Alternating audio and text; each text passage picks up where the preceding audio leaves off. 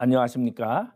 구티비 기독교 복음방송 시청자 모든 분들께 하나님의 은총과 평강이 함께 하시기를 축원합니다.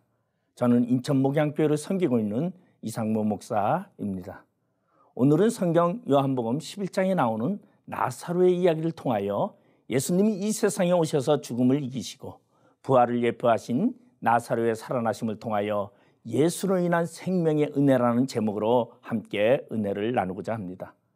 나사로는 예수님과 12 제자들의 친구였으며 죽음과 부활로 그리스도의 죽음과 부활을 예표한 인물이기도 하며 특히 복음서 기적 가운데 가장 길게 나사로의 부활 이야기가 요한복음 11장에 기록되어 있습니다.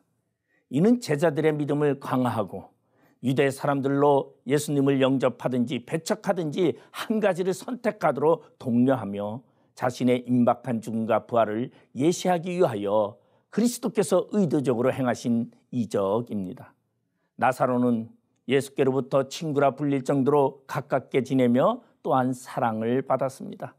그리고 그의 여동생 마르다와 마리아가 나사로가 병이 들자 예수님을 극히 부르러 사람을 보냈으나 예수님은 나사로가 죽은 지 그리고 사흘이 지난 후에야 베다니에 도착하게 됩니다.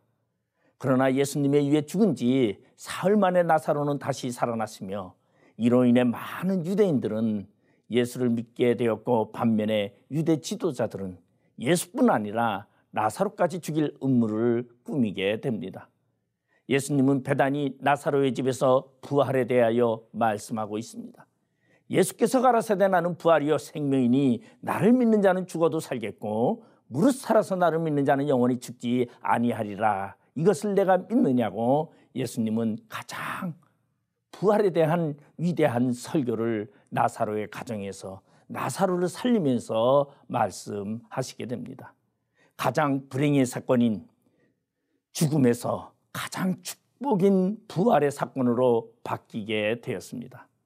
그것도 나사로는 무덤에 있은 지 이미 나흘이라는 그 뜻은 다시 말해서 죽었을 뿐만 아니라 이미 시체가 썩어가고 있는 가정이기 때문에 부활에 대한 확신을 더욱더 크게 하여준 사건입니다. 예수님께서는 이 사건을 통하여 부활이여 생명으로서 자신을 확실히 나타내셨습니다. 예수님은 나사로가 병들어 죽게 되었다는 말씀을 들으시고는 서두르지 아니하셨습니다. 이틀을 더 갈릴리에 머무셨다고 성경은 말하고 있습니다.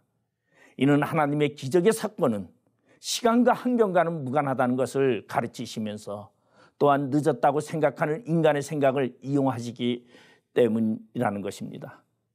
하나님은 더디 일을 진행시키는 것 같지만 그러나 지나놓고 보면 그곳에 분명히 하나님의 뜻이 담겨 있는 것을 발견하게 됩니다. 이사야 59장 1절 2절의 말씀을 보면 여호와의 손이 짧아 구원하지 못함이 아니요 귀가 둔하여 듣지 못함도 아니라 오직 너의 죄악이 너희와 너희 하나님 사이를 갈라놓았고 너희 죄가 그의 얼굴을 가리어서 너희에게서 듣지 아니하시게 함이니라고 말씀하고 있습니다. 예수님은 분명히 이 병은 죽을 병이 아니라 하나님의 영광을 위하여 하나님의 아들이 이로 말미암아 영광을 받게 하려 하심이라고 말씀하고 있습니다. 여러분에게 문제가 있습니까? 육체의 병의 문제 혹은 경제적인 문제 아니면 가정의 문제 또는 아는 개인의 삶의 문제가 여러분에게 있습니까? 예수로 말미암아 고침받아 많은 사람들이 이를 보고 하나님께 영광을 돌리려 하는 계획이 나를 통하여 이루어지고 있다는 것을 믿으시기를 바랍니다. 예수님은 나사로의 죽음은 죽을 병이 아니라고 하셨습니다. 또한 하나님의 영광을 이함이라고 하셨습니다. 그리고 하나님의 아들이 이로 말미암아 영광을 얻게 함이라고 하셨습니다. 나사로는 주님이 사랑하는 사람이었습니다. 이와 같이 우리의 죽음도 예수님으로 인하여 다시 살아나는 부활의 생명이 이루어지는 것은 바로 하나님의 영광이며 예수님의 영광입니다. 그 이유는 우리를 사랑하고 계시기 때문입니다. 그러므로 병든 것이 문제되지 않고 없는 것이 문제되지 않고 환난이 문제되지 않는다는 것입니다.